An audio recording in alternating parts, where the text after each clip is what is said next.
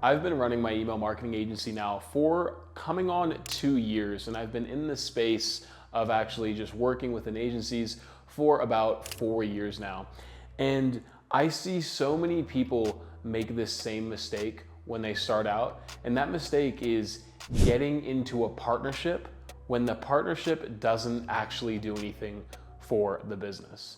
My name's Gavin. I run an email and SMS marketing agency, and honestly, I just make these videos as something to look back on and also just to build my personal brand in 5 to 10 years.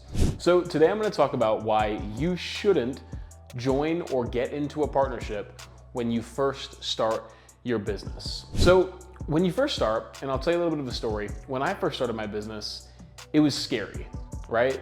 I didn't really know what I had to do. I didn't know how much money I was going to have to spend. Every investment felt like a massive hurdle.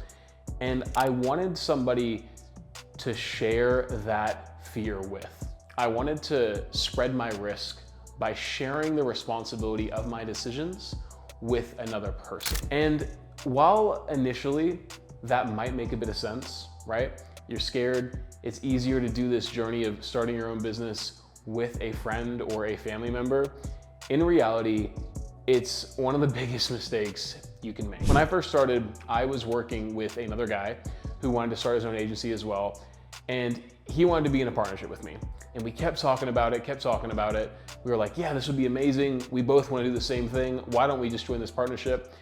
And I started thinking, what does this partnership actually bring to the table in terms of helping the business grow? And the reality is nothing. More often than not, for most of you guys out there, when you're first starting your business, the other partner that you're going to start the business with has just as little skill as you do. And that brings me to my first point.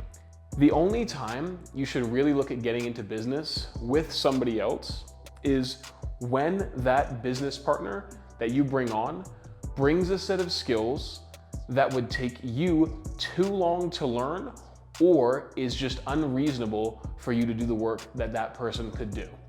As an example, let's say you are a farmer and you want to bring on a business owner that understands marketing. If you're really good at farming, you don't really need to know how to market your business, or at least get to a 10 out of 10 in marketing skills. And the amount of time that it would take you to get to that level of skill, you're better off just becoming or focusing your energy on building out better systems and processes to be a better farmer. Now, that makes sense, right? That partnership of, I'm gonna bring on this other guy who's gonna help me speed up my marketing, get me in front of more people, because the amount of time it would take me to learn all that stuff, it's unreasonable. But if you're just starting out and you are thinking about getting into these partnerships, really ask yourself why you're doing it. And if it's from fear, the reality is starting your own business, it's a scary process. And it's something that you're gonna have to overcome if you do wanna stay in it for the long game. And also, all the skills that you're gonna learn on your first business are gonna be transferable to your second business. I get so much value out of thinking about my current business as if it's my first business, and that I think I'm gonna start another business in the future. That way, every failure, every mistake, every fuck up that I have in my current business, I know that I'm gonna take it to my second business, and that mistake is actually a lesson. It's not really a cost, right? Now, some of you may be asking like, well, listen, it might be nice to share the responsibility anyway. Who cares? I'll just do it. I'll share the load, and it'll be a fun journey with my friend. Here's what happens with 95% of the partnerships that start off that way. Number one of you always ends up doing more work than the other person. It's inevitable, right? One of you is gonna have more drive than the other person that you're getting into a partnership with. And what's gonna end up happening is you're gonna take that friend or that family member that you had, and you're gonna breed a bit of resentment.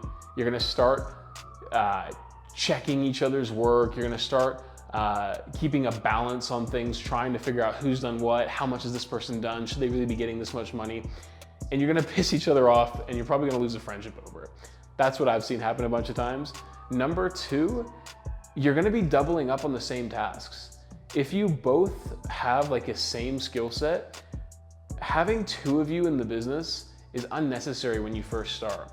Like I said before, the only time you want to start a business partnership is when there's two separate skill sets that are being brought together. And when you're first starting, you probably suck. Like, that's the reality of it. When you first start your business, you probably suck at everything. I'm 2 years in and I suck at like 90% of stuff out there. But I do not want to curb my learning curve now when I can be acquiring skills and learning stuff for my second business, my third, my fourth, or my fifth business. Guys, ultimately, starting a business and getting into this process, it's scary, it sucks, and it can be really lonely at times, but you gotta get through it. And you can't lean on somebody else to help you get through that process, because those people who quit because they're scared are what makes those people who stick with it successful.